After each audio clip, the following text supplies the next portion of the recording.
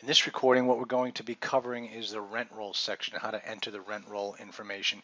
This is essentially how we're going to enter into all of the income information about this particular property. So first thing you're going to do is click on the rent roll button any place you find it, whether it's here, whether if you're on the home screen and you jump back over to the rent roll here. All roads lead to this particular section. Now, in the quick and dirty method, you can just input the gross income. Over here, I use the advanced and detailed method because if I'm going to be building this property out as a property package, I want this information to be in there. It also gives me a little bit of a handle on a better handle on what's going on with the property, how many units, how things are being run. So I like to use the advanced and detailed method.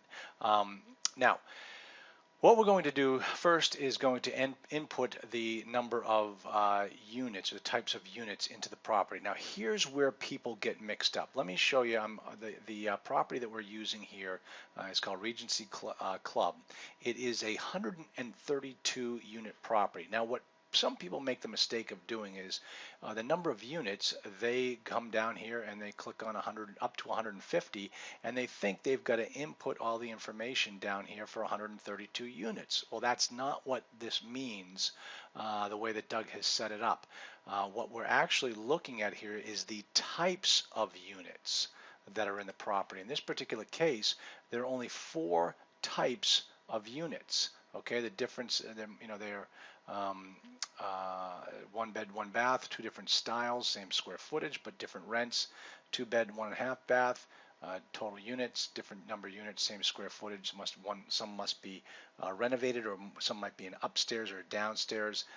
But when we're inputting the information, it's not up to 150, it's actually up to 110. Now over here, I'm going to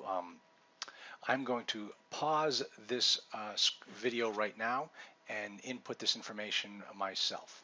As you can see here, I took the 4 different styles of units, the average market rents here. I came up with a total annual income of 101. Well, they came up with 1017, and if we look to see what we did on our screen, you'll see right there 1017. Perfect. The number matches up. Now, watch what I do here, because this is where things kind of get tricky. This is the potential rental income based upon the rents as the market bears. The most that this property can generate in a particular year based upon the market is $1.017 million. Okay, that is not the other sources of income. That's about to get added in there as well.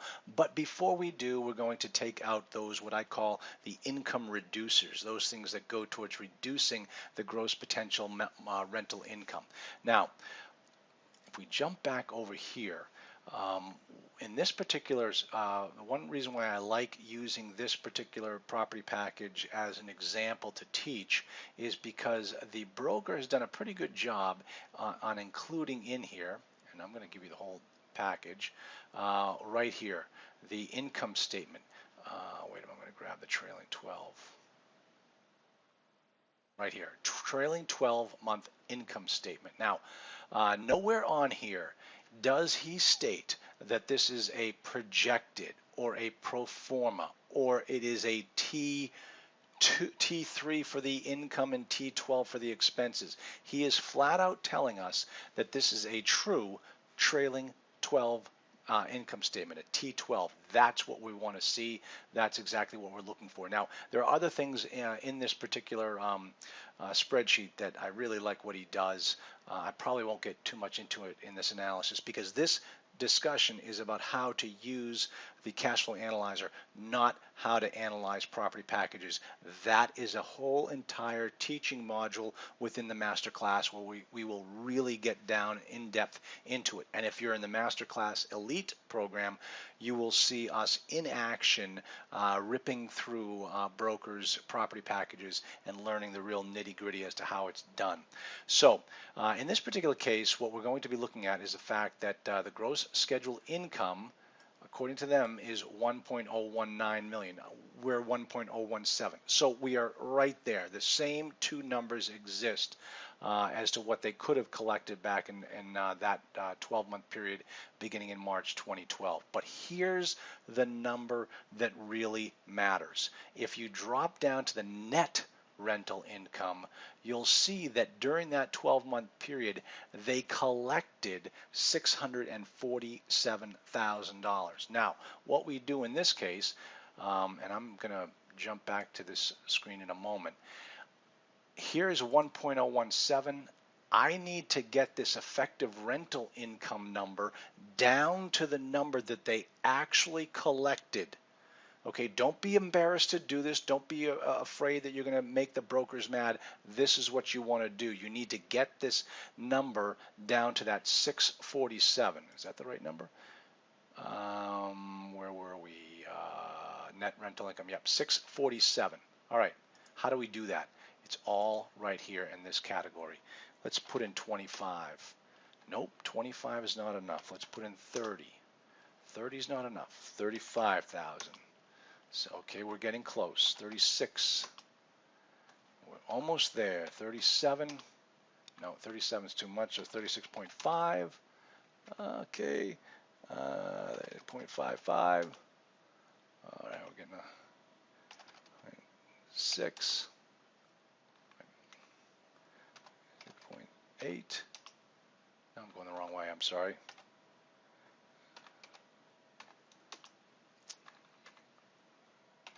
I'm wondering if this is going to make it to the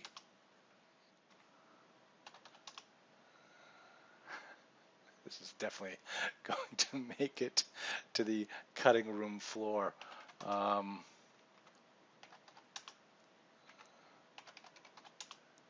Okay, here we go.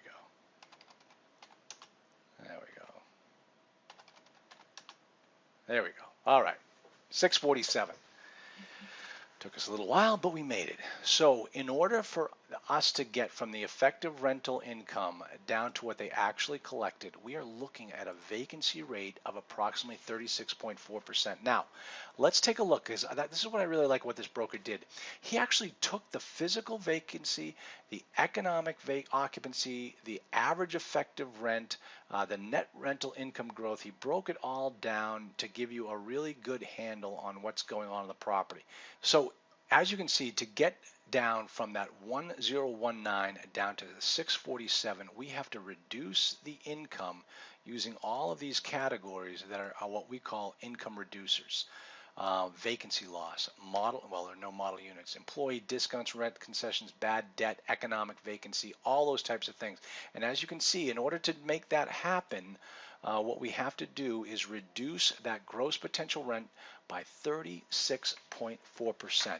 So in this particular spreadsheet, we're sticking that number entirely in the vacancy rate. Now, do not tell the broker that the property is running at a 36% vacancy rate. He will laugh you out of town every day of the week. That 36% includes all aspects of the income reducers: the physical vacancy, the economic vacancy, the loss to lease, the lost rent, the concessions, the bad debt. All of these things get added up to show you that this property is running at a 36.4 vacancy rate, which is not good any way you slice it.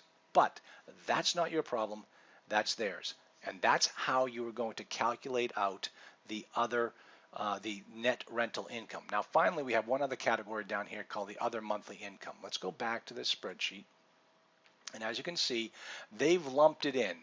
In this particular trailing 12, they've lumped all of the other income in one category. They do not break it out. That's fine. We're just going to do a little down and dirty on the other income. If we were really going to break down this property and really make an offer on it, we probably would want to see what makes up that net other income, so we know what it is and we know whether it is what I call good income or bad income. So essentially what we need to do now, jump back over to the spreadsheet. Number of inputs, we're going to jump it down to 3. We have the standard. I'm just going to put other income here. And you see how Doug has this on a monthly basis. Doesn't really matter. It all works out in the end, believe it or not. And I put that in there. Other income, parking, I leave that blank.